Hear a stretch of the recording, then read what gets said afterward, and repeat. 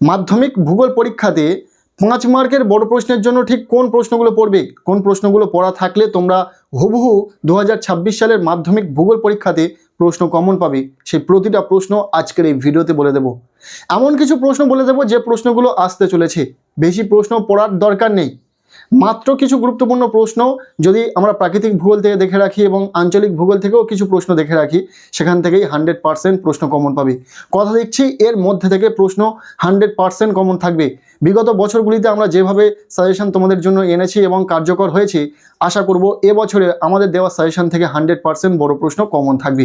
এর বাইরে প্রশ্ন আসবেই না, এমন একদম অ্যাকুরেট সাজেশন তোমাদের জন্য নিয়ে এসেছি। অবশ্যই ভিডিওটি শেষ পর্যন্ত দেখবে এবং ভূগোল বিষয়ে এই যে 5 মার্কের প্রশ্নগুলো বলে দেব এই ভিডিওতে, সেই প্রতিটা প্রশ্ন খুব ভালো করে পড়ে রাখবে। একদম ভিডিওটি শেষ পর্যন্ত দেখো, ভিডিওতে আমরা কিভাবে প্রশ্নটা তোমাদের সামনে উপস্থাপন করছি। মাত্র দুটো প্রশ্ন বলে দিচ্ছি, তার মধ্যে থেকে একটি প্রশ্ন আসবে, সেটাও বলে দিচ্ছি। চলো দেখে নেওয়া যাক লাস্ট মিনিট ফাইনাল প্রস্তুতি হিসাবে ভূগোল বিষয়ে 5 মার্কের বড় প্রশ্নের জন্য ঠিক কোন প্রশ্নগুলো তোমরা পড়বে। প্রথমে দেখে নেওয়া যাক প্রাকৃতিক ভূগোল থেকে 5 মার্কের জন্য ঠিক কোন প্রশ্নগুলো গুরুত্বপূর্ণ রয়েছে, কোন প্রশ্নগুলো তোমাদের পড়ে রাখতেই হবে। দেখে নাও প্রাকৃতিক ভূগোল থেকে প্রথম প্রশ্ন, নদীর ক্ষয়কার্যের ফলে গঠিত ভূমিরূপগুলি সম্পর্কে লেখো। ইম্পর্টেন্ট প্রশ্ন, ভীষণ ইম্পর্টেন্ট, পরীক্ষাতে এসে গেছে এমন একটি প্রশ্ন।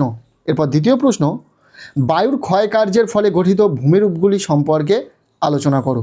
এই প্রশ্নটিও গুরুত্বপূর্ণ রয়েছে, ততটাও নয় যতটা প্রথম প্রশ্নটি গুরুত্বপূর্ণ।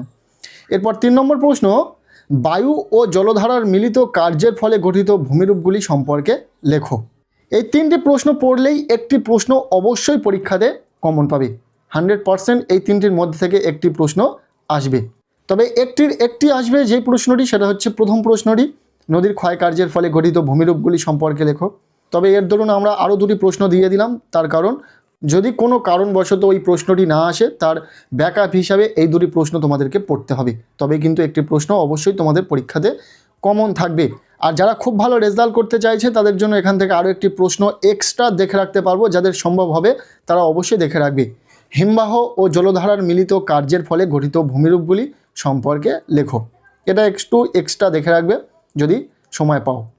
এরপর পরবর্তী প্রশ্ন 4 নম্বর প্রশ্ন, পৃথিবীর নিয়ত বায়ু প্রবাহগুলির উৎপত্তি ও গতিপথ চিত্রসহ ব্যাখ্যা করো। ভীষণ ইম্পর্টেন্ট, পরীক্ষার জন্য খুব ভালো করে পড়বে।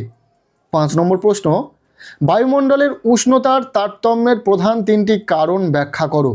নেক্সট 6 নম্বর প্রশ্ন, ক্রান্তীয় মৌসুমী অথবা নিরক্ষীয় জলবায়ু অথবা ভূমধ্য সাগরীয় জলবায়ুর প্রধান বৈশিষ্ট্যগুলি লেখো।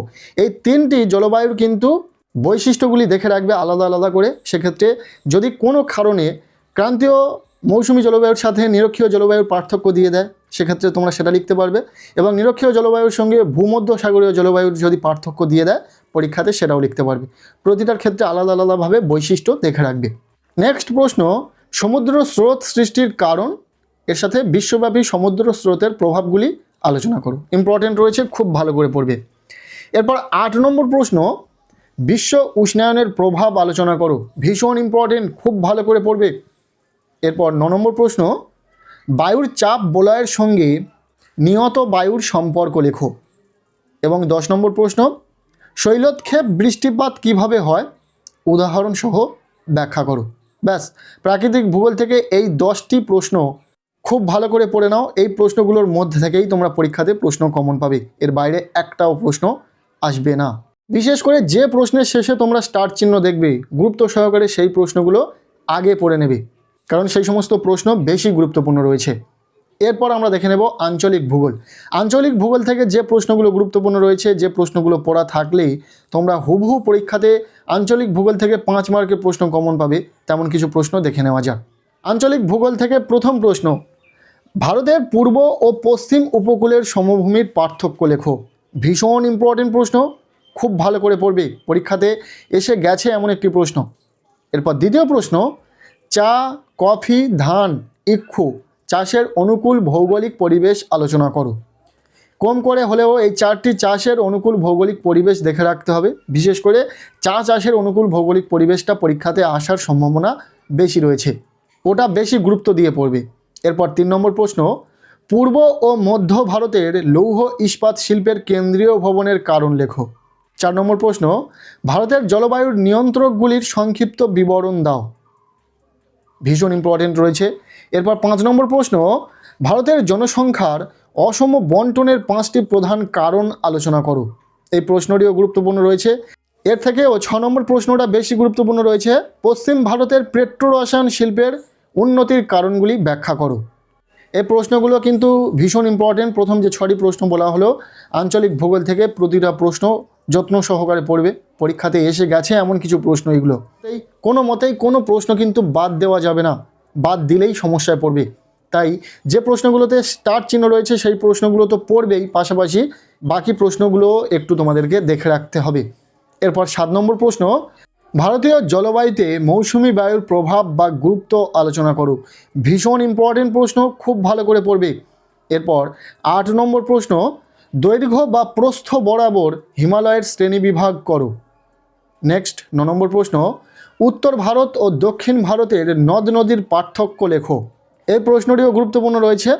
এরপর 10 নম্বর প্রশ্ন, পশ্চিম ভারতে কার্পাস বয়ন শিল্পের একদেশীয় ভবনের কারণ কি। ইম্পর্টেন্ট রয়েছে। এরপর শেষ প্রশ্ন, রেলপথ পরিবহনের 5টি সুবিধা ও গুরুত্ব আলোচনা করো। ব্যাস, এই কটি প্রশ্ন তোমাদেরকে আঞ্চলিক ভূগোল থেকে খুব ভালো করে পড়ে রাখতে হবে, তাহলেই কিন্তু তোমরা অবশ্যই ভূগোল পরীক্ষাতে আঞ্চলিক ভূগোল থেকে প্রশ্ন কমন পেয়ে যাবে। প্রাকৃতিক ভূগোল থেকে 10টি প্রশ্ন বলা হলো এবং আঞ্চলিক ভূগোল থেকেও 10টি প্রশ্ন বলা হলো। সেরা এই প্রশ্নগুলো তোমাদেরকে কিন্তু পড়তেই হবে, কোনো প্রশ্ন বাদ দেওয়া যাবে না। এর থেকে কম প্রশ্ন কিন্তু পড়লে চলবে না। তবে যে প্রশ্নের শেষে তোমরা স্টার চিহ্ন দেখবে সেটা আগে গুরুত্ব দিয়ে পড়বে, দেন বাকি প্রশ্নগুলো একটু ভালো করে দেখে রাখবে। মাধ্যমিক ভূগোল পরীক্ষার লাস্ট মিনিট প্রস্তুতি হিসাবে যে প্রশ্নগুলো বলা হলো প্রতিটা প্রশ্ন খুব ভালো করে পড়ে রাখো, তাহলেই কিন্তু তোমাদের ভূগোল পরীক্ষাতে 5 মার্কের বড় প্রশ্ন কমন থাকবেই থাকবে।